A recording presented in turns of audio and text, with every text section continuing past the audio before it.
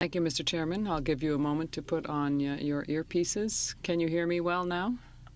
Thank you. So my question will be to Mr. Friedman. I think you were here earlier.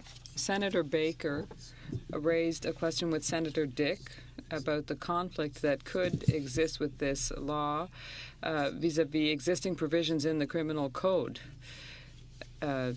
suggesting that the judge might find another sentence other than incarceration.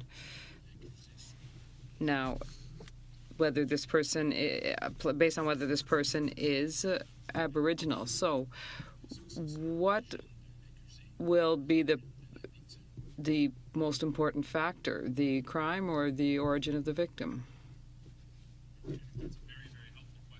Because what it does is it identifies that we really have two sides of the same cycle.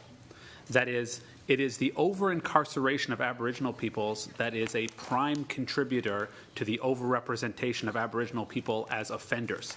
And instead of doing what Gladue does, which is to try to cut that off at the pass by saying, if we divert as many people as we can from jails, then we end that alienation from community, that isolation from family and heritage, and all the factors that contribute to increased offending, then maybe we'll stem that tide. But here, we're going to just feed right back into that loop by saying, because the victim is an Aboriginal woman, and we know what the statistics tell us, then what we do is we further perpetuate a cycle of violence, which will only further increase incarceration, which will further increase offending, and in my view, will actually serve to make Aboriginal women less safe, because all it does is get that cycle going again of over-incarceration and over-representation in the justice system.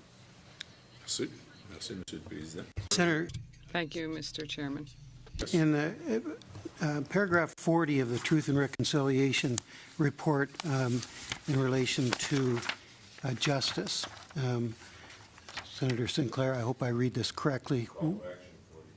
We call on all levels of government in collaboration with Aboriginal people to create adequately funded and accessible Aboriginal-specific victim programs and services with appropriate evaluation mechanisms. And that's really where the energy has to go right now, because a judge facing this in the north, what is open to the judge to do to address the restorative justice? And if it's imprisonment, then that person is going to be separated from their family and go a long ways away because of where the detention centers are. So this is part of the discussion that we're having here, in my respectful submission.